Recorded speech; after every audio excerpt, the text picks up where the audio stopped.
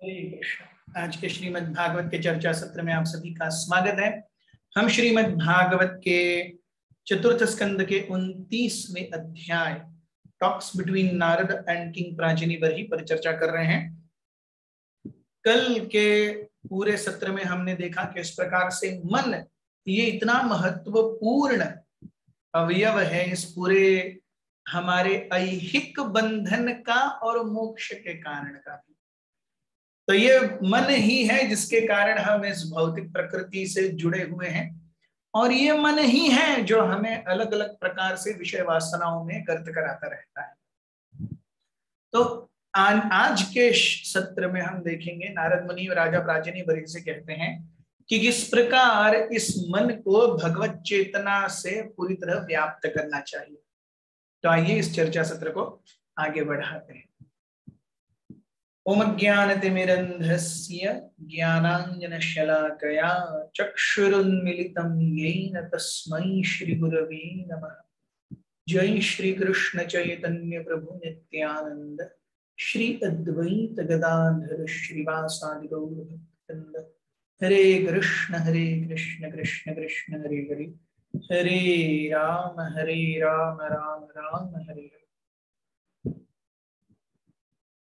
श्लोक क्रमांक 68।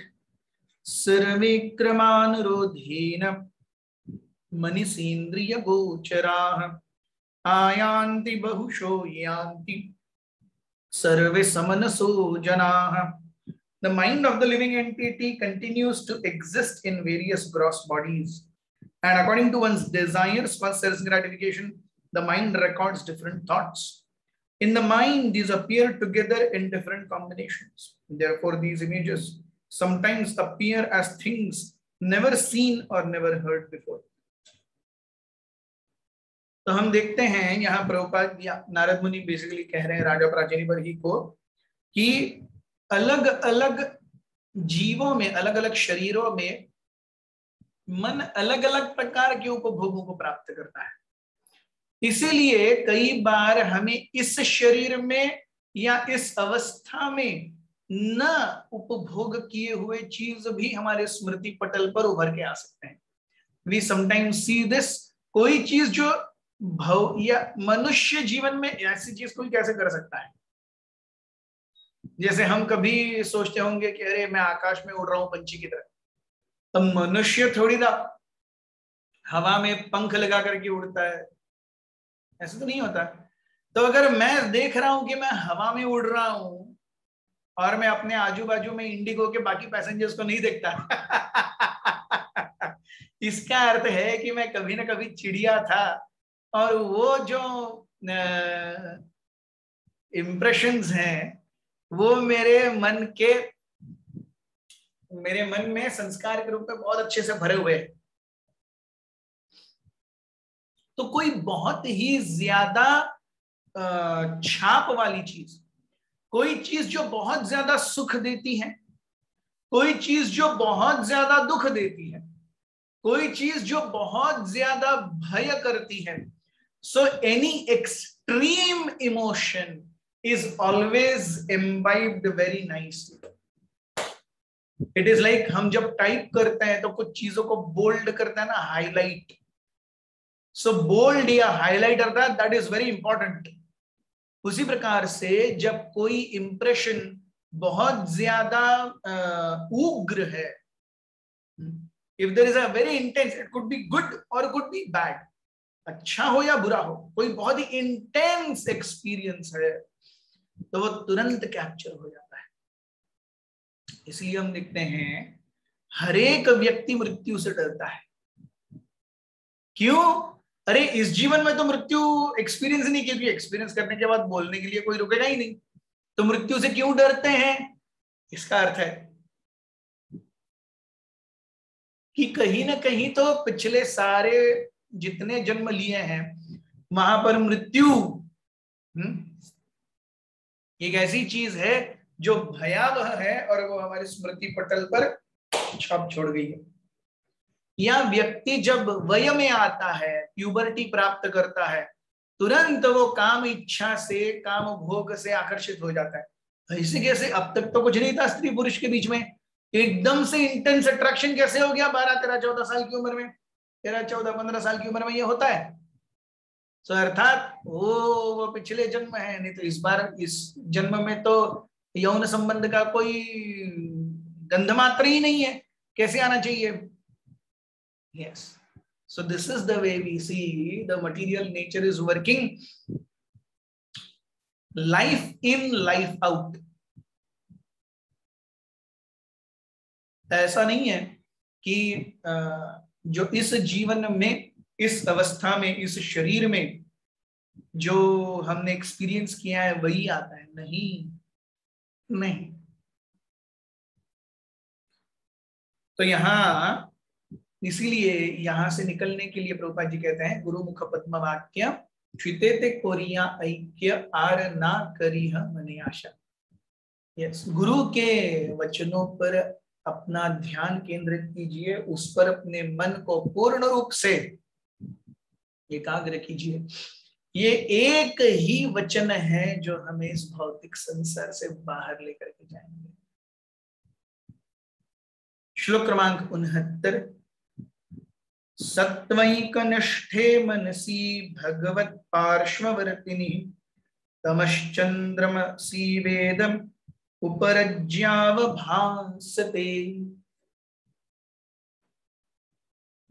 Krishna consciousness means constantly associating with the Supreme Personality of Godhead in such a mental state that the devotee can observe the cosmic manifestation exactly as the Supreme Personality of Godhead does. Such observation is not always possible, but it becomes manifest exactly like the dark planet known as Rahu, which is observed in the presence of the full moon. So भगवत चेतना क्या है? सही में भगवत चेतना, या हमारे व्यक्ति को अपने मन को ऐसे ट्रेन करना चाहिए कि वो इस भौतिक जगत को कैसे देखे जैसे भगवान इस भौतिक जगत को देखते हैं। भगवान इस भौतिक जगत को कैसे देखते हैं? अरे भगवान तो माया के संपर्क में ही नहीं आते, माया से दूर रहते हैं। सो हमें भी माया से दूर रहना चाहिए। माया के संपर्क में जो भगवान आते हैं वो है भगवान शिव, और वो भगवान जो माया से अछूते रहते हैं वो है भगवान Vishnu. So a Krishna conscious living entity sees the material world with the eyes that the Lord sees this material world.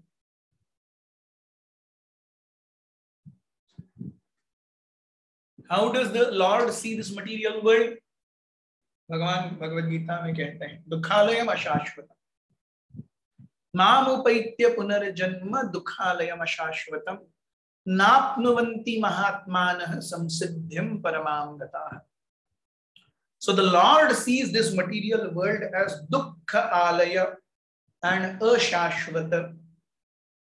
So कोई चीज केवल दुख देने वाली है, क्या आप उसे गले लगाओगे?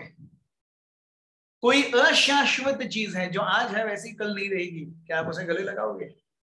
लेकिन ये जानते हुए भी हम इस भौतिक जगत को पूरी तरह से अपनी बाहों में लिए घूम रहे हैं हमेशा। Yes, so getting the eyes of Krishna means seeing this material world as dukkha alaya and ashashvata. So जो चीज दुख देगी, देखिए आपकी इच्छा हो मुझे बड़े होकर डॉक्टर बनना है, और 50 लोग बोलते हैं अरे डॉक्टर में ये गड़बड़ है, वो गड़बड़ है, वो गड़बड़ है, वो गड़बड़ है, वो गड़बड़ है। बाद में आप एक ज्योतिषी के पास भी जाते हैं, वो भी बोलता है अरे आप डॉक्टर पेशा आपके लिए अच्छा नहीं है, ये होगा वो होगा वो होगा। अब इतना सब बोल रहे हैं, क्या आप डॉक्टर के लिए जाएंगे? नहीं जाएंगे। तो आप बोलेंगे अरे इतना सा प्रॉब्लम है, हर किसी ने नेगेटिव रिपोर्ट दिया है, और ज्योतिषी भी बोल रहा है अरे यार ये लाइन तुम्हारे लिए सूटेबल नहीं है, आई बेटर चेंज। सो जहां पहले से ही पता है गड़बड़ होने वाली है, व्यक्ति उस जगह पे जाता ही नहीं है। लेकिन माया देखिए भगवान की इतनी लुभावनी है, हर कोई जानता है संसार माया है। जो लोग माया के पीछे हैं वो भी थियोरेटिकली जानते हैं संसार माया है, लेकिन वो उसके पीछे दौड़ हम उसके पीछे दौड़ ही रहे हैं। ये भगवान का जादू है, ये भगवान का जादू है। सो भगवान ऐसे जादू करते हैं कि जान करके कि ये जादू है, फिर भी व्यक्ति उसके पीछे भागता है। सो अगर कोई कृष्ण भावना भावित रहेगा तो इस भौतिक जगत को कैसे देखेगा? जैसे राहु पूर्णिमा के रात्रि पर दिखता है, वो काला है, एकदम गहन, it is black. Similarly, this material cosmic manifestation is black with all its variegatedness, उसकी सारी विविधताओं के साथ में, उसके सारी चकाचौंध के साथ में, उसके सारे भोग और ऐश्वर्यों के साथ में, it is black. So in spite of everything, when we see this material world as black, that is Krishna consciousness. This is not being pessimistic.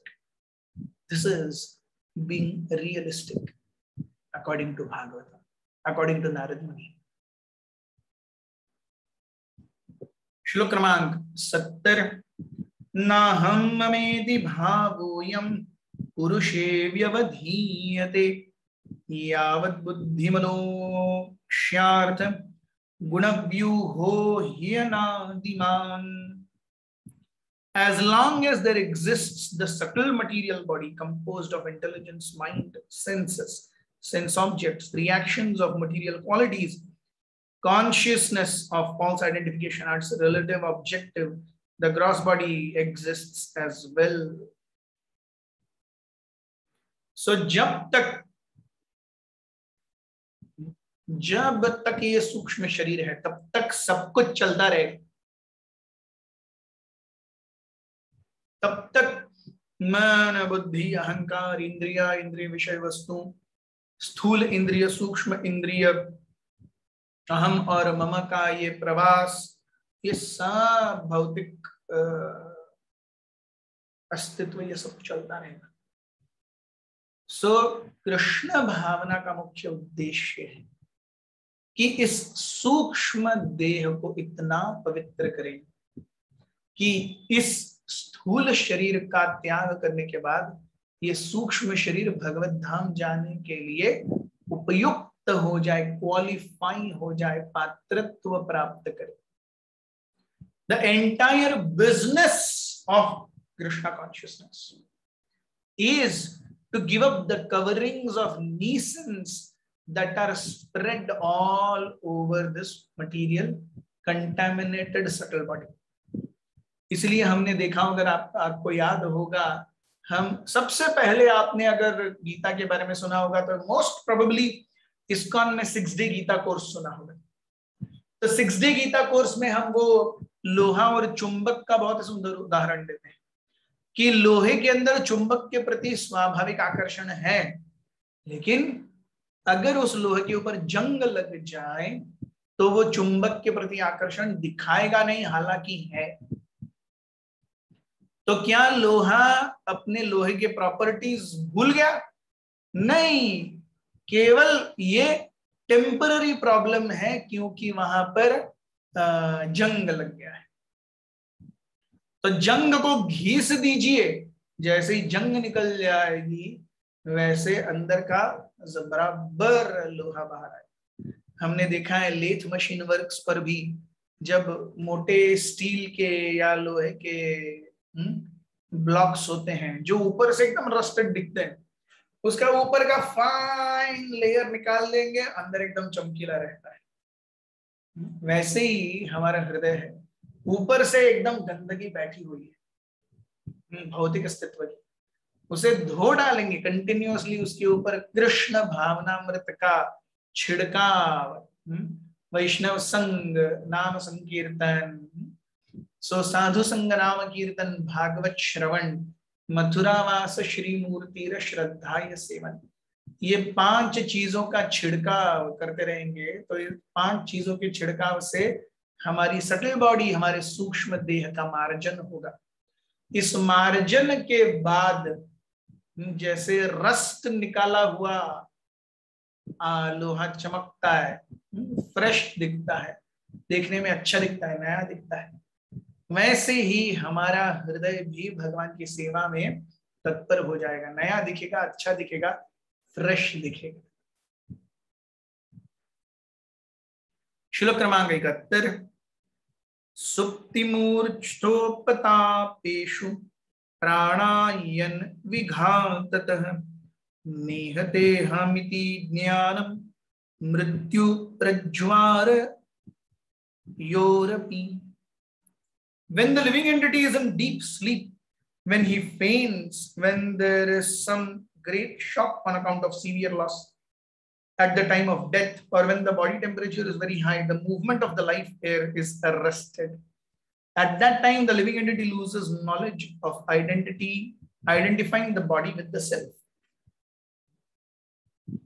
तो ये पंच प्राणों के प्रवाह का कारण है कि मुझे इस शरीर से, इस भौतिक अस्तित्व से लगाव है, और उस लगाव का कॉन्शियसनेस है। एक है कि अब फॉर एग्जाम्पल मैं मेरे माता पिता से प्रेम करता हूं, इसमें कोई दोराहा नहीं है, लेकिन जब मैं अपनी माँ से फोन पे या पिताजी से फोन पे बात करूंगा और अगर वो मुझे ठीक सुनाई नहीं देंगे तो वो प्रेम ज्यादा उभर के आएगा। Then I'll become more conscious. अरे माँ क्या हुआ, अरे पिताजी क्या हुआ, आप ऐसा करो, आप ऐसा मत करो। All these things start. So although I love my parents, but when they seem visibly distressed, then that love becomes more prominently visible. उसी प्रकार से यहाँ पे हम देखते हैं पंच प्राण ये शरीर में घूम करके शरीर को इस बद्ध अवस्था का आस्वादन कराते रहते हैं। तो जब पंच प्राण है शरीर में तो शरीर क्या कर रहा है, नए संस्कार, नई इंप्रेशंस गैदर कर रहा है। लेकिन जब पंच प्राण घूमने रुक जाते हैं, मोमेंटली अरेस्ट हो जाते हैं, तो उस समय क्या हो जाता है, व्यक्ति भूल जाता है। He loses that conscious connect with the body. The conscious connect with the body exists because of the passage of pancha pranas, 5 life airs within the body. So यहाँ नारद मुनि कहते हैं जब मैं सही में बहुत गहरी नींद में हूं, हम सबने एक्सपीरियंस किया होगा, हम भूल जाते हैं पूरी तरह से क्या हो रहा है। सो पंच प्राण स्थिर हो गए, या व्यक्ति जब मूर्छित हो जाता है, चक्कर आ जाती है, पंच प्राण स्थिर हो गए। जब कोई बहुत बड़ा झटका लगता है व्यक्ति को, पंच प्राण स्थिर हो गए। या कोई बहुत बड़ी वेदना होती है, कोई बहुत ही करीबी व्यक्ति जीवन से चला जाता है, बहुत धन का, when one is completely in such a great shock, life air is arrested, and arrested life air stops the feeling of consciousness. मृत्यु के समय लाइफ एयर इज अरेस्टेड। या जब बहुत प्रज्वर, मृत्यु का ज्वर 105 से ऊपर, life air is arrested, you don't know what's happening. So when life air is arrested, then the connect between gross and subtlety is finished.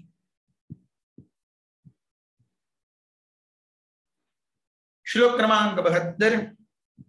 गर्भे बाल्ये पौष्कल्यादेकादश विधिं तथा लिंगम न दृश्यते यूनः कुह्वां चंद्रमसो यथा। When one is a youth, all the 10 senses and the mind are completely visible. However, in the mother's womb or in the boyhood state, the sense organs and the mind remain covered, just as the full moon is covered by darkness of the dark moon night. तो शरीर जब यौवन प्राप्त करता है तो उसके सारे मानसिक और शारीरिक गतिविधियां पूरी तरह से खुल गई हैं। भगवान ने पासवर्ड लगा दिया है, एक्सेस पूरा दे दिया है। तो सारी इंद्रियां और सारे शरीर से व्यक्ति सोच और विचार कर सकता है। बाल्यावस्था में वो शीश्न से कोई काम नहीं ले सकता, जेनेटिकल ऑर्गन से कोई काम नहीं ले सकता। वो ऑर्गन है लेकिन उस ऑर्गन के उपयोग की जो चाबी है वो खुली नहीं है। सो यहां पर नारद मुनि कहते हैं ये ऐसी जैसे सो छोटेपन में बाल माँ के गर्भ में उसे कुछ पता ही नहीं। देखिए वो ऐसी शॉक की परिस्थिति है कि हम अभी भी माँ के गर्भ में क्या हुआ हम नहीं जानते। हम थे, हम जीवित थे, है कि नहीं? माँ के गर्भ में हम सभी जीवित थे, तभी तो बाहर आके जीवित हैं। लेकिन उस समय का कुछ याद है क्या? कुछ भी याद नहीं है। हमें याद भी है क्या कि हम माँ के गर्भ में थे? वो भी याद नहीं है। हम 4 साल के, 4.5 5 साल के, वो हमारा सबसे पहली याद होगी। 4 4.5 साल ये सबसे पहली याद है हमारी। उससे पहले का कुछ शरीर को याद ही नहीं है। माँ के गर्भ से 3 साल तक पहली बार हमने पहला कदम कैसे रखा किसी को याद नहीं है। पहला बर्थडे कैसे सेलिब्रेट हुआ, दूसरा कैसे हुआ, तीसरा कैसे हुआ, किसी को याद नहीं है। 4th बर्थडे से या 5th बर्थडे से कुछ याद होगा। सो माँ के गर्भ से 3 3.5 4 साल का होने तक जीवित है, खेल भी रहा है, लेकिन वो स्मृति पटल पर पूरी तरह से इंगित नहीं हुआ। जब 5 साल का हो जाता है तो स्मृति पटल पर इंगित होना शुरू हो जाता है। मैं देखने लगता हूं कि मैं ये शरीर हूं, मेरा नाम मुझे गोचर होने लगता है, अरे कोई मुझे बुला रहा है। उससे पहले तो मुझे वो भी याद नहीं है। सो कैसे प्रकृति हमें स्टेप बाय स्टेप खोलती है। माँ के गर्भ में हम हैं, हम हिलडुल नहीं पा रहे, पूरी तरह से लॉक्ड। माँ के गर्भ से बाहर आते हैं, हिलडुल सकते हैं, लेकिन चेतना नहीं है मैं कौन हूं। I can't process anything. 4 4.5 साल के हो जाते हैं, मैं हिलडुल भी सकता हूं, मेरी प्रोसेसिंग भी शुरू हो जाती है, लेकिन शरीर के सारे अवयव काम नहीं कर रहे अभी भी। 12-13 साल का हो जाता है तो सब कुछ सही, फिर यौवन खिल जाता है, फिर शरीर पूरी तरह से सारी इंद्रियों के सारे फंक्शन प्रकृति खोल देती है। सो देखिए इस जीवन में ही कितना जादू हो रहा है हम पर। तो सोचिए क्या है ये भौतिक प्रकृति, कितना साइंटिफिक, कितनी साइंटिफिक तरीके से ये सब कुछ चल रहा है। और हम सोचते हैं भगवान नहीं है, और ये जो छोटा मोटा साइंस हमको पता है वही साइंस है। क्या ये हम जो आज डिस्कस कर रहे हो साइंस नहीं है? The greatest science is Adi science, is the original science. That's Bhagavatam. That's the greatness of Bhagavatam. हमारे साथ बने रहने के लिए बहुत बहुत धन्यवाद। हरे कृष्ण। ग्रंथराज श्रीमद् भागवत की जय, उपस्थित वैष्णव वृंद की जय, निताई गौर प्रेमानंदे हरि हरि बोल।